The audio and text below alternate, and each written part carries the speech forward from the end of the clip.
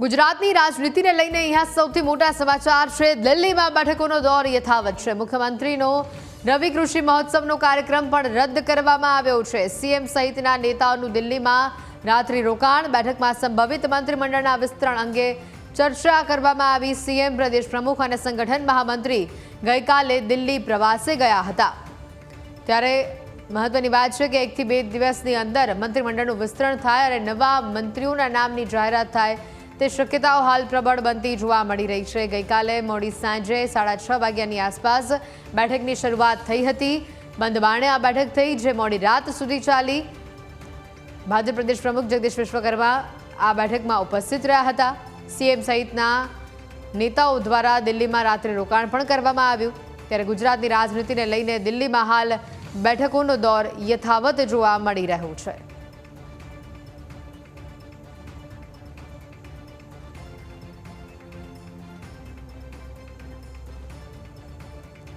ગુજરાતની રાજનીતિના મોટા સમાચાર છે। 1-2 દિવસની અંદર જ મંત્રીમંડળનું વિસ્તરણ થશે। આ મંત્રીમંડળનું કદ વર્તમાન મંત્રીમંડળ કરતાં મોટું હશે તેવું કહેવામાં આવી રહ્યું છે। ત્યારે મહત્વની વાત છે કે 1-2 દિવસની અંદર મંત્રીમંડળનું વિસ્તરણ થવાની શક્યતાઓ વ્યક્ત કરવામાં આવી રહી છે। સૌરાષ્ટ્રમાંથી પાટીદાર ચહેરાનો દબદબો રહેશે। બ્રાહ્મણ સમાજમાંથી કચ્છ અથવા અમદાવાદની પસંદગી થઈ શકે છે। દિલ્હીમાં પ્રધાનમંત્રી નરેન્દ્ર મોદી સાથે સીએમની મેરેથોન બેઠક ચાલી હતી। મંત્રીમંડળમાં વિસ્તરણની ચર્ચા વચ્ચે પીએમ આવાસ ઉપર લગભગ 6 કલાક બેઠક ચાલી હોવાની ચર્ચા છે। પીએમ મોદી અને ગૃહમંત્રી અમિત શાહ પણ બેઠકમાં હાજર રહ્યા હતા। સીએમ ભૂપેન્દ્ર પટેલ સાથે પ્રદેશ અધ્યક્ષ જગદીશ વિશ્વકર્મા દિલ્હી પહોંચ્યા હતા। બેઠકમાં ગુજરાત બીજેપી સંગઠન મહામંત્રી રત્નાકરજી પણ ઉપસ્થિત હતા। સાંજે 6:30 કલાકથી શરૂ થયેલી બેઠક મોડી રાત્રે પૂરી થઈ હતી।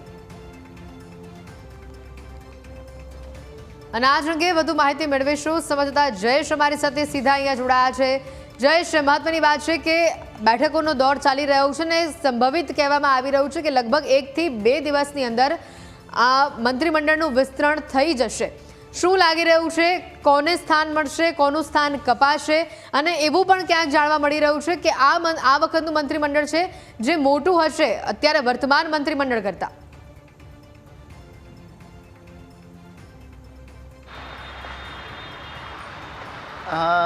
ચોક્કસથી હેતવી, જે પ્રકારે આપણે અગાઉ પણ જ્યારે પ્રદેશ અધ્યક્ષના નામની જાહેરાત થઈ હતી ને ત્યાં સમયે પણ આપણે એ સમાચાર છે તે દર્શકોને કહ્યા હતા કે દિવાળી પહેલાં છે તે મંત્રીમંડળનું વિસ્તરણ છે તે કરવામાં આવશે ને હવે એ ખબર ઉપર છે તે મહોર લાગવા જઈ રહી છે। કારણ કે ગઈકાલે જે પ્રકારનો ઘટનાક્રમ છે તે રહ્યો કે અચાનક મુખ્યમંત્રી ભૂપેન્દ્ર પટેલ છે તેમને બપોરે દિલ્હીનું તેડું આવે છે ને ત્યારબાદ તેઓ અહીંથી 3 વાગ્યે છે તેઓ દિલ્હી જવા માટે રવાના થાય છે ને તેમની સાથે જે પ્રદેશ અધ્યક્ષ જગદીશ વિશ્વકર્મા છે તેઓ પણ હતા ને તેમની સાથે સંગઠન મહામંત્રી રત્નાકરજી છે તેઓ પણ હતા। આ તમામ લોકો છે તે દિલ્હી ગયા અને ત્યાં એક બેઠક છે તે પ્રધાનમંત્રી નરેન્દ્ર મોદીના નિવાસસ્થાને કરવામાં આવી, જેમાં ગુજરાત પ્રદેશ ભાજપના પૂર્વ અધ્યક્ષ અને હાલના કેન્દ્રીય જળશક્તિ મંત્રી CR પાટીલ છે તેઓ પણ બેઠકમાં ઉપસ્થિત હતા અને તેની સાથે સાથે કેન્દ્રીય ગૃહમંત્રી અમિત શાહ છે તે પણ આ બેઠકમાં ઉપસ્થિત હતા। અંદાજિત 6 વાગ્યા આસપાસ આ બેઠક છે તેની શરૂઆત થઈ હતી ને ત્યારબાદ 4:30 થી 5 કલાક સુધી એટલે કે રાત્રે 11 વાગ્યા સુધી આ બેઠક છે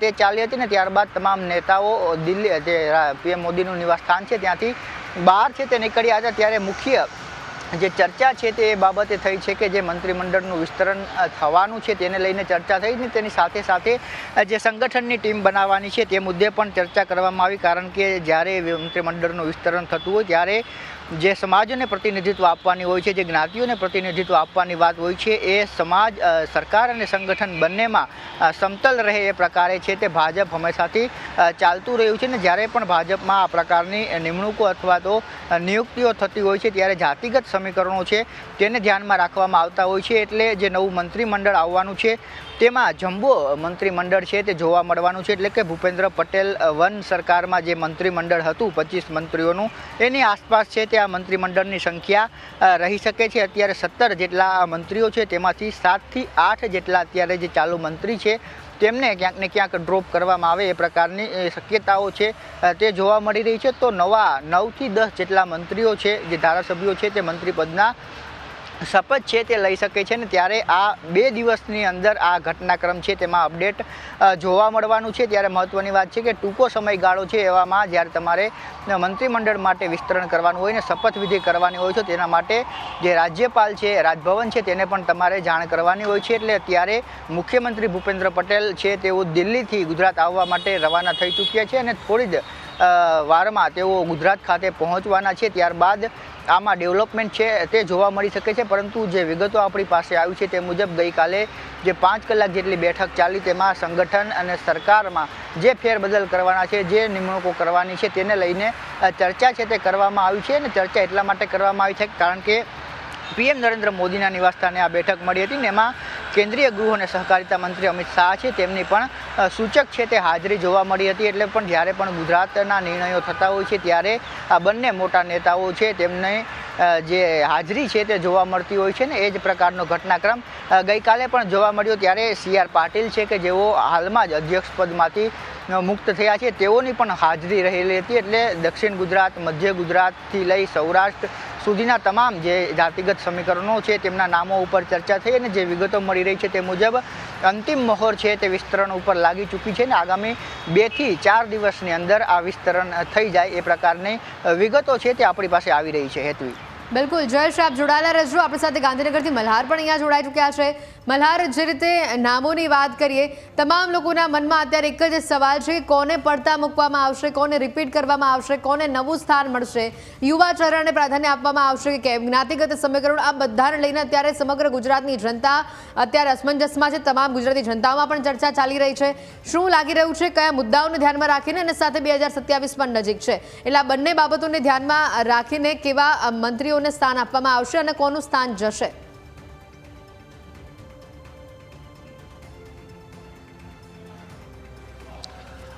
ચોક્કસથી મંત્રીમંડળના વિસ્તરણને લઈને જે રીતે સમાચારો સામે આવી રહ્યા છે, ગઈકાલે પણ વડાપ્રધાન નિવાસસ્થાને જે છે તે મેરેથોન બેઠકનું આયોજન કરવામાં આવ્યું હતું। મુખ્યમંત્રી ઉપસ્થિત રહ્યા હતા, ભાજપના નવનિયુક્ત પ્રદેશ પ્રમુખ જગદીશ વિશ્વકર્મા, સંગઠન મહામંત્રી રત્નાકરજી અને સાથોસાથ પૂર્વ પ્રદેશ પ્રમુખ CR પાટીલ અને સાથોસાથ કેન્દ્રીય ગૃહમંત્રી અમિત શાહ પણ ઉપસ્થિત રહ્યા હતા। મેરેથોન બેઠક ચાલી, ત્યાં બેઠકની અંદર જે છે તે ગુજરાત સરકારના મંત્રીમંડળના વિસ્તરણને લઈને જે છે તે ચર્ચા કરવામાં આવી હતી। જો કે વડાપ્રધાનનો ઉદ્દેશ્ય રહ્યો હતો કે બેઠકની અંદર કે જે રીતે યુવા જે ચહેરાઓ જે છે તેમને ભૂપેન્દ્ર પટેલની સરકારમાં જે છે તે વધુ તક આપવામાં આવે, ખાસ કરીને એવા યુવા ચહેરા હોવા જોઈએ કે જે સામાજિક રીતે જે છે તે સંસ્થાઓ સાથે સંકળાયેલા હોય, સામાજિક કાર્યો કરેલા હોય અને લોકપ્રિય ચહેરો હોય ગુજરાતની અંદર, તેવા યુવા ચહેરાઓને જે છે તે તક આપવામાં આવે તે પ્રકારનો પણ આગ્રહ જે છે તે વડાપ્રધાનનો આ બેઠકની અંદર રહ્યો હતો। જો કે જે પ્રમાણે વડાપ્રધાને સૂચનો કર્યા છે તે પ્રમાણેનું મંત્રીમંડળ જે છે તે બનાવવાની કવાયત પણ જે છે તે આજથી શરૂ કરી દેવામાં આવશે। આગામી 3 થી 4 દિવસની અંદર ગુજરાતના રાજકારણમાં મોટો ફેરફાર જે છે તે જોવા મળી શકે છે। વડાપ્રધાન ટૂંક સમય પહેલાં જે છે તે દિલ્હીથી રવાના થયા છે, એટલે કે બપોર સુધીમાં તેઓ અહીંયા આગળ પહોંચશે અને ત્યારબાદ મંત્રીમંડળના વિસ્તરણને લઈને પણ કામગીરી જે છે તે શરૂ થઈ શકે છે। સંગઠન અને સરકાર સાથે મળીને જે છે તે કયા ચહેરાઓને તક આપી તેને લઈને રણનીતિ જે છે તે તૈયાર કરવામાં આવશે। હાલના વર્તમાન મંત્રીમંડળની જો વાત કરીએ તો હાલના વર્તમાન મંત્રીમંડળની અંદર જે લોકોએ છેલ્લા 2 વર્ષની અંદર મંત્રીઓએ ઉત્તમ કામગીરી નથી કરી, જેમનું પરફોર્મન્સ નબળું છે, પ્રજા જે છે તેમને ક્યાંક ને ક્યાંક નારાજગી વ્યક્ત કરી રહી છે, તેવા મંત્રીઓને જે છે તે પડતા મૂકવામાં આવશે। આ ઉપરાંત બે મંત્રીઓ એવા છે કે જેમના વિરુદ્ધ ભ્રષ્ટાચારના આક્ષેપો થયા છે। પંચાયત મંત્રી બચુ ખાબડ અને ભીખુસિંહ પરમાર જે રાજ્ય કક્ષાના અન્ન નાગરિક પુરવઠા વિભાગના મંત્રી છે, આ બંને વિરુદ્ધ જે છે તે ક્યાંક ને ક્યાંક ભ્રષ્ટાચારના આક્ષેપો સામે આવ્યા છે, તેમના પરિવારના સભ્યો ક્યાંક ને ક્યાંક ભ્રષ્ટાચારમાં સંકળાયેલા છે, તેવા મંત્રીઓને જે છે તે પડતા મૂકવામાં આવશે। આ ઉપરાંત દક્ષિણ ગુજરાતની જો વાત કરીએ તો દક્ષિણ ગુજરાતમાં જ્યારે ભાજપના પૂર્વ પ્રદેશ પ્રમુખ CR પાટીલ હતા તે દરમિયાન સુરત એટલે કે દક્ષિણ ગુજરાતમાંથી સૌથી મોટી સંખ્યામાં જે છે તે મંત્રીમંડળને સ્થાન મળ્યું હતું, જેના કારણે હવે ત્યાં આગળ પણ ક્યાંક ને ક્યાંક કાપ મૂકવામાં આવી શકે છે। ખાસ કરીને આજે વખતની સરકાર જે નવી બનશે, મંત્રીમંડળનું વિસ્તરણ થશે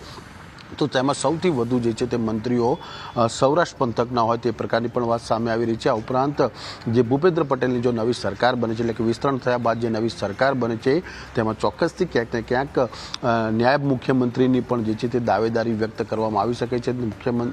નાયબ મુખ્યમંત્રી તરીકે ઉત્તર ગુજરાતમાંથી પણ જે છે તે ચહેરો જે છે તે પસંદ કરવામાં આવે છે. જેમ વિજય રૂપાણીની સરકારની અંદરથી સૌરાષ્ટ્રમાંથી જે છે તે મુખ્યમંત્રી હતા, તો ઉત્તર ગુજરાતમાંથી નાયબ મુખ્યમંત્રી હતા. તે જ પ્રકારની પેટર્ન પણ જે છે તે જોવા મળી શકે છે, એટલે કે નાયબ મુખ્યમંત્રીને પણ સ્થાન મળી શકે છે. અત્યારનું જે મંત્રીમંડળ